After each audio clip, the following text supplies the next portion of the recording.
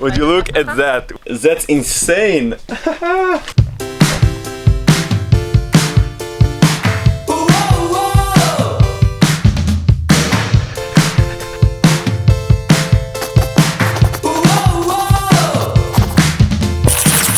Hey guys, what's going on? Hope you're having a great day today and welcome to a new Ben David.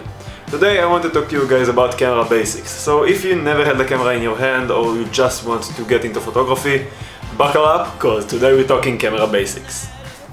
But before that, there's a little surprise I would like to show you guys.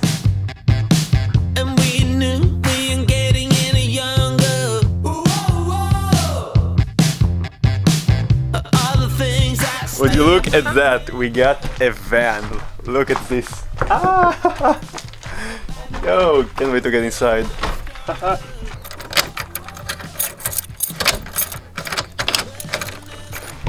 Yo! Oh my god! This is so cool! Yo! We literally got a van. That's insane! Yo, trips are going to be so good right now. וואלה אמא, זה גם נראה סבבה. באמת. וואו! Yo, it looks nice. This is our shower, and I guess there's also supposed to be some toilets over here. There's no lights because it's not connected to any generator right now, but yo, this is insane! Wow! Yeah, this van, just great. It's looking so good. I'm gonna try to get some shots in here. Who decorated it? Oh, okay. Hey Sydney, shalom. Shalom. I went. No. You stay down. Holy shit, this one is insane.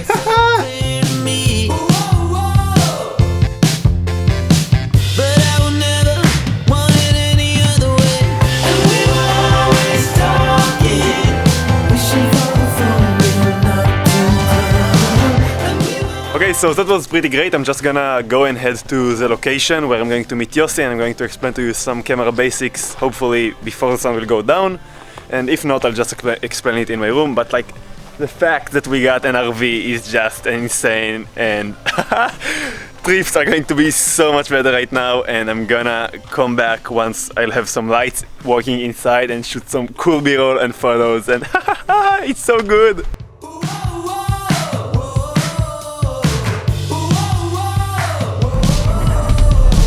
Well, we missed the sunset by like 5 minutes, and it's kind of a bummer because I wanted to do this tutorial during the sunset, but no, it doesn't matter. We got Yossi. Yeah, we got Yossi here, and one of the reasons he's here is because he got a camera and he wants to learn how to shoot.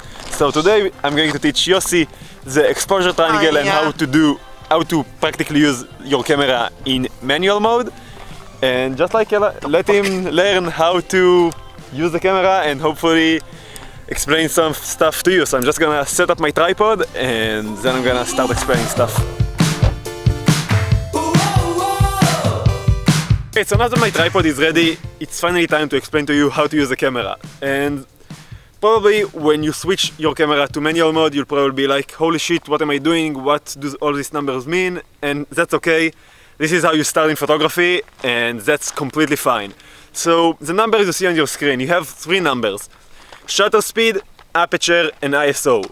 Okay, shutter speed is basically the speed of your shutter. I'm going to explain about everything in a second. I'm just going to tell you what each numbers resemble. The shutter speed is represented by 1 slash and then a number. It's professionally you'll say 1 over something of a second. It's basically how much time your shutter is open wait, I forgot the word. How much time your shutter is open for an X period of a second. Then you have your aperture or f-stop. That's pretty much the numbers with 5.6, 3.5. It's usually in the middle of the screen. And this number determines how wide your aperture is open or closed. That sounded wrong, but okay. And then you get your ISO, which is basically light sensitivity or digital light that your camera adds to the shot. Now I'm going to explain to you what each thing means. I'm just gonna take out my LED because I think I'm getting a bit too dark here. I'm looking a bit weird right now because of the LED, but it's better than you not seeing me at all. And let's start talking about shutter speed. Shutter speed is, like I said earlier, it's the time that your shutter is open. Let's take Yossi's camera and take the lens off. I'm going to switch it to manual mode and show you what happens when I press the shutter button. Okay, so now, see? The shutter lifts up, exposes the sensor to the light, to the picture, and then your photo is taken. The longer your shutter is open, the more light will be let into the frame, and the brighter your image will be. Also, if you have a longer shutter speed of under 1/50th of a second, there's going to be some motion blur in your image. But if you like to get some quick action photos or something, you need to have a higher shutter speed, and then less light will come in, and you will have to use your aperture and ISO to get the right exposure. Yossi, can you come back, please? Yes. This is what a long exposure will look like. The shutter is going to be open right now for a second. See, a long exposure. But if I change the shutter speed to 1/4000th of a second, I think that's how you say it, this is what will happen. Okay, ready? It's not focusing, come on. Okay, see? Super fast, so it's actually really fast. And then that means that the less light is let into the camera. The second thing you have is the aperture. The aperture is basically the blades around your lens, and it determines how much light is let into the lens. The wider your aperture, the more light that comes in through your lens and gets to the sensor, which means a brighter image. And if you have a closed aperture, the less light comes in, and then your image is going to be darker. And then, in both cases, you need to use your shutter speed and ISO to get the right exposure. One more thing you should know about the aperture, it also affects your depth of field in your image. And basically, if you'll have a wide aperture, like let's say, again, f1.8, you're gonna have a very shallow depth of field and you can achieve that bokeh effect. But let's say you'll have an aperture of f11, everything is going to be sharp and in focus. So again, it depends on what you're shooting, but if I would shoot a portrait, I would probably use f1.8 because that's a shallower depth of field and I can get that bokeh effect. But if I would shoot a landscape, I would probably use f5.6 to 11 and up or down. It really depends on the situation, but you need to change everything. And now let's talk about the last part in the exposure triangle, and that's ISO. Like I said earlier, ISO is basically light sensitivity or the amount of light that your camera adds to the image. Now you're probably saying to yourself, well, why won't I just use the ISO function to get darker or brighter images?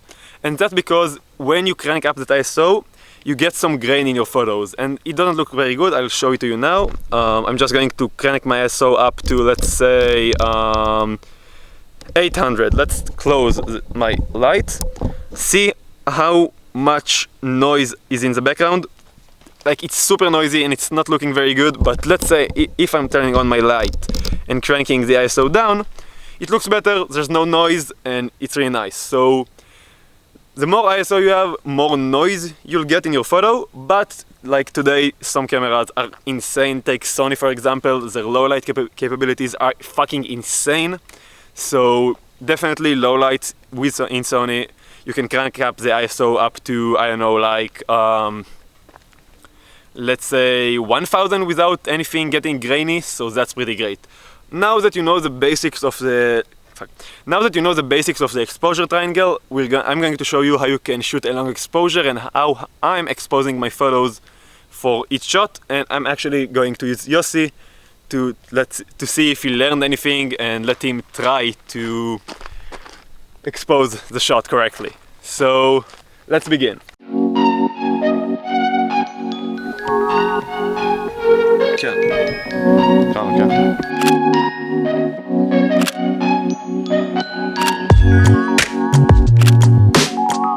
So that's camera basics. You have your exposure triangle, which is shutter speed, aperture, and ISO, and you just use them to get the correct exposure, and you can get some awesome shots with it. So yeah, hopefully this was useful and you learned something from the fact that we're in the middle of nowhere where it's dark, but the middle of nowhere is Alfei. We're still in Alfei limits, so we're not breaking the lockdown's rules.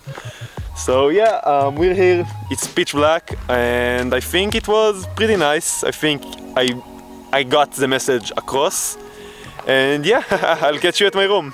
I'm back home from where me and Yossi were earlier, and it was seriously pitch black, you couldn't see a thing. So the end of the tutorial was a bit more weird. I tried to finish it as quick as I can, and it got a bit stressed. It feels to me a bit stressed. So I'm just going to repeat the things that I said real quick. It's going to be super fast. So we have the shutter speed. Shutter speed is basically how long your shutter is open for. It's measured in 1 over something of a second, let's say 1 over 50th of a second, and so on. That determines how much light hits your sensor when you take a photo. It affects your motion blur and brightness of the photo in general. Then you have your aperture, which determines how much light comes through the lens and enters the sensor, and it also affects the depth of field in your image, and it also affects the exposure like everything else. And then we have the ISO, which is basically light sensitivity or digital light, and it just adds light to the photo and also adds some grain the more you crank it up. So that was pretty quick. Hopefully you managed to learn something from today's tutorial. I enjoyed making it. I'm also super excited about the van. You're going to see a lot about it very soon. By the way, I'm not sure if you say RV or van, so let me know down in the comments below. And yeah, you haven't really seen any photos from me in this video, but if you would like to see some photos from me, head over to Instagram and follow me at Daniel_Ben_David. It's an awesome Instagram page. I upload there a lot of cool stuff I don't always upload to YouTube. Live updates, Q&As, some shoots I don't vlog on, and in general, like I said, it's a really awesome Instagram page. If you're not following me already, come on guys, what are you even doing? Go and do it right now. If you enjoyed this video, please consider liking, subscribing, and ringing the bell. I'll really appreciate it, but at the end of the day, it's your choice to do whatever you want to do. And remember, everyone's got a story, go and tell yours. Yeah! Woo! Try not to hold me down, feel alive when I'm in this town. Look at those beautiful stars, I wanna drive a faster car. Nothing can break me, no, nothing can break me. Avocado.